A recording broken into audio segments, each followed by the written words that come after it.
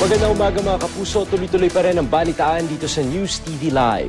Ngayong papalapit na ang Pasko, kumustahin po natin ang sitwasyon sa Divisoria na isa sa paboritong pamilihan ng mga kapuso nating magki-Christmas shopping. May ulat si Rida Reyes. Rida, kamusta na ba ang presyohan dyan? Yes, Steve, dahil nga 10 araw na lang Pasko na, kaya naman ang ilan sa ating mga kababayan maagang nagpunta na rito sa Divisoria para simulan na ang kanilang pinakahihintay na Christmas shopping. Pero sa mga oras na ito, Steve, bahagya pa namang maluwag ang paligid ng Divisoria.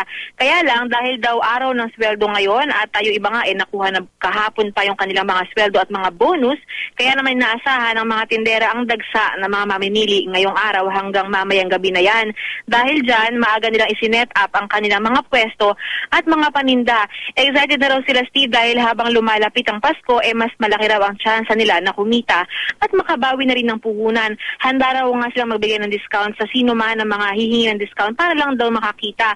Para naman sa mga kababayan natin nagpunta na rito kanina, mas pinili raw nilang ngayon na mamili para di pa gaanong siksikan at traffic. Samantala, Steve, dahil nga inaasahan ang dagsa ng mga tao dito hanggang sa mga susunod pang araw hanggang sa sumapit ang Pasko at Bagong Taon, ay nakastandby na rin ng mga elemento ng Manila Police District para mapanatili ang seguridad sa paligid ng Divisoria. Steve?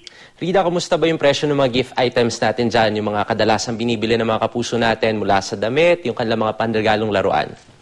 Naku, Steve, lahat ng kakailanganin mo makikita mo dito, ano, kaya nga yung mga tao dito ay talagang di na magkamayaw sa pamimili, at yung iba sinama pa yung mga anak nila para sila na raw mismo, yung mga bata na raw ang mismong mamili ng kanilang mga choices. Yung mga presyo naman, syempre kaya naman sikat itong Divisoria sa mga Christmas shoppers ay dahil talaga namang abot kaya at bagsak presyo na nga, ano, at sabi nga ng mga mga tindera na nakausap natin, habang lumalapit daw itong araw ng Pasko ay mas lalo pang araw nilang tapyasan ang presyo ng mga paninda nila para nang araw maubos na, at sa gayon ay kumita na raw sila, Steve. Pero Rida, no, medyo hindi siguro ina-advise na isama pa yung mga bata, baka magkawalaan Inaasahan kasi natin na syempre maraming mamimili, marami yung mga siksikan, maraming mga tao, baka magkawalaan naman yung mga bata. Paano ba yung preparasyon din dyan ng mga otoridad, ng mga pulis para sakaling magkaroon ng ganyang insidente, agad maire-report at agad mahahanap yung mga nawawalang bata?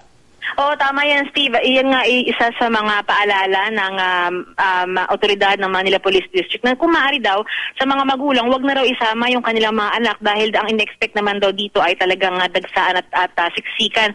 Kaya para raw maiwasan na magkawalaan o kaya naman masaktan yung mga bata, wag na lang daw isama. Pero syempre hindi naman daw maiiwasan yan. So pangalagaan na lang ang kanilang mga anak. At ito ng mga Manila Police District ay hindi nagkukulang dahil talaga ng mga nakikita natin na mayroong mga nagpapatrolya every 5 minutes ay mayroong nag-iikot nga dito sa may kahabaan ng rekto kung saan nakakalat yung mga pwesto ng mga tindero. At lahat sila ay tinitignan kung naging maayos ba ang sitwasyon. At sa ngayon naman ay sa kabutihang palad ay wala pa na mga itatalang mga masasamang insidente, Steve. Nako, Rida, yung area dyan, ano, yung mismong kalsada kasi pinipwestuhan talaga yan ng mga nagtitinda.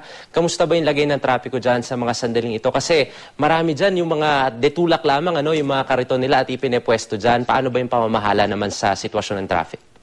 Totoo yan, Steve. Actually, alam mo, sa isang lane nga lang ay isang lane lang ang madadaanan ng mga jeep, kaya talagang usad pagunga itong mga sasakyan, at may mga pagkakataon pa nga na talagang yung mga tao naman humahamba lang din, kaya hindi na rin makadaan halos yung mga sasakyan. Ang ginagawa ngayon nitong otoridad ay nag-iikot sila ngayon, meron silang pinapatrolya na sasakyan nila, at tuwing dadaan nga sila, ang nangyayari yung mga pwesto na inilagay lang sa gitna ay tumatabi. Kaso ang problema, Steve, pagkatapos na dumaan itong mga pulis, bumabalik sa dating pwesto yung mga tindera. Kaya naman ang ginagawa ngayon ng mga pulis dito, hindi na sila umaalis sa harap mismo ng mga tindera para lang hindi na nga sila ulit hindi na sila ulit makabakod doon sa dinadaanan ng mga na kailangan ay para sa mga sasakyan, Steve. Alright, maraming salamat, Rida. Ingat kayo dyan sa Divisoria.